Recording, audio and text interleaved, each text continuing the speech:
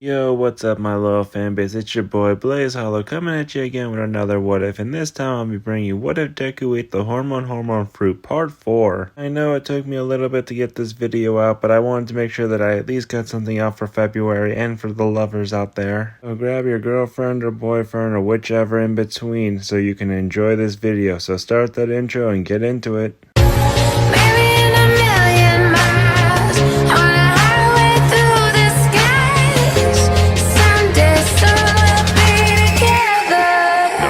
I don't think you can become a hero.